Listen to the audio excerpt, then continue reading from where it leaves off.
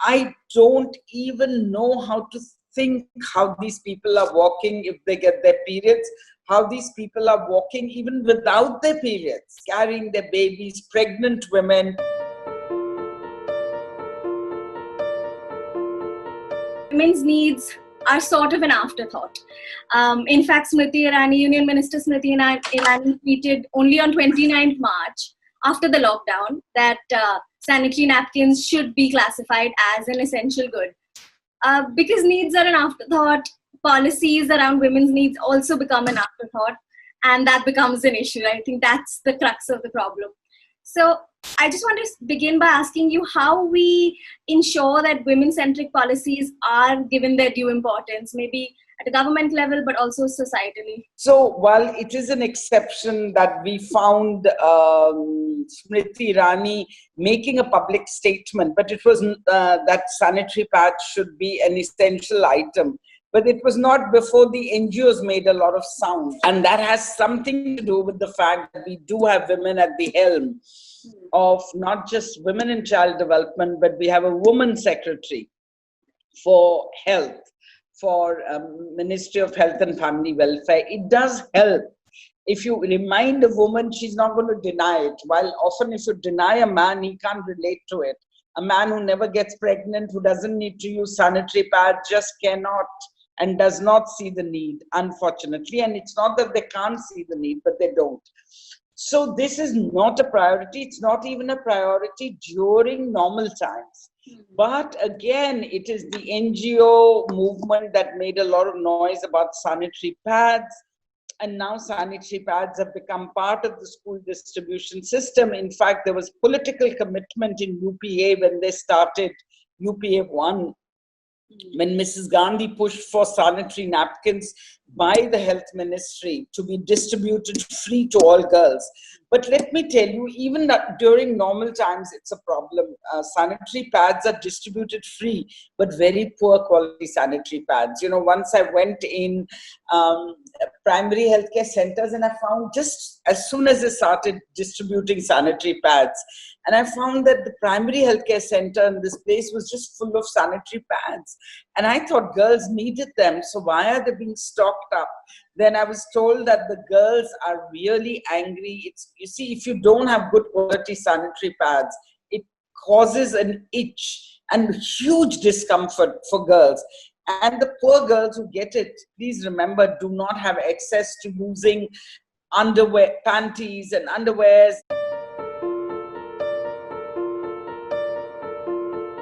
With schools being shut in villages, that also option is taken away. And something like periods are a reason why a lot of girls drop out of school. There is a lot of, so it's linked not just to, women's girls' health, but also to the education. It's linked to, their access to clean toilets, to clean waters, like you said. So how do we go about ensuring that girls in villages get access to good quality sanitary napkins? During the pandemic, when it started, suddenly schools closed, so the girls had no access to sanitary pads. The girls went back to using cloth. And let me say to you that there are innovations. So there is, I read a story in a newspaper about this Anganwadi worker who knew how to make a washable sanitary pads. So first she started making in a house for the girls because she realized how difficult it would be for them. Then she started training them on how to make sanitary pads, and a newspaper had a very nice story on it. And I would like to say that believe that amongst the 366 million women and girls in India who need sanitary pads, not more than 30% have access to it. The way to do it is reach sanitary pads to sub-centers and primary healthcare workers where ANMs, ASHAs and Anganwadi workers. You know, we have 3.3 million across the country. We just have 1 million ASHAs. Then we have 1 million Anganwadi workers and another 60 lakhs ANMs. So I don't see why we can't have them. It's very simple to me. It's no brainer. They can distribute, they can cover, and I think they can coordinate amongst themselves. If they're asked to coordinate, they will be able to do it.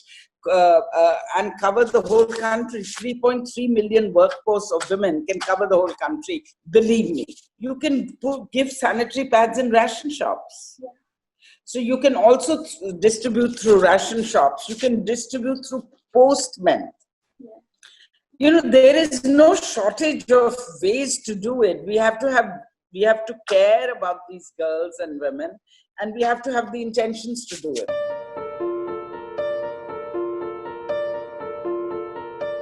The women on the road who are walking, the migrants, no question. In fact, I don't even know how to think how these people are walking if they get their periods, how these people are walking even without their periods, carrying their babies, pregnant women.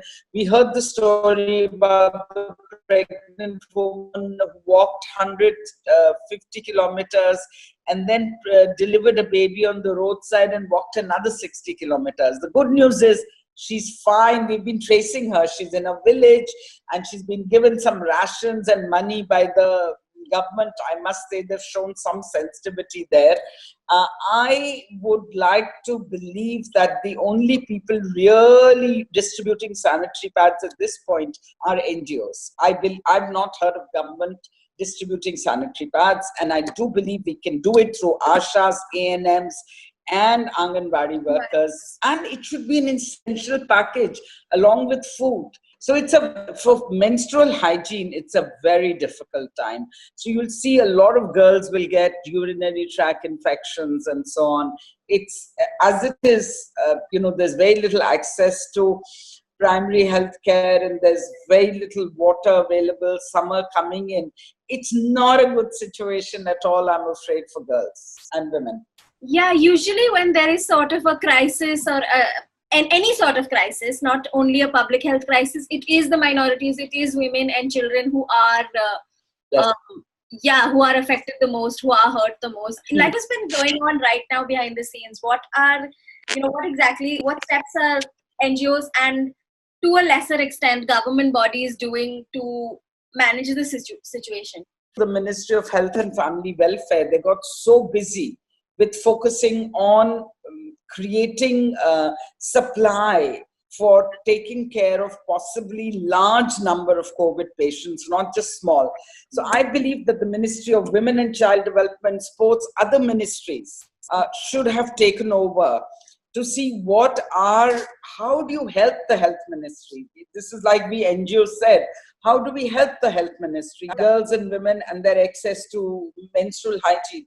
For instance, in the absence of there being a policy or a plan, we still have, for instance, UP government, the adolescence division, actually asked us to make some behavior change materials on how girls can cope with their menstrual hygiene. So it's not that there is nobody who cares out there, but in the COVID situation, anybody asking for anything other than COVID is considered interference.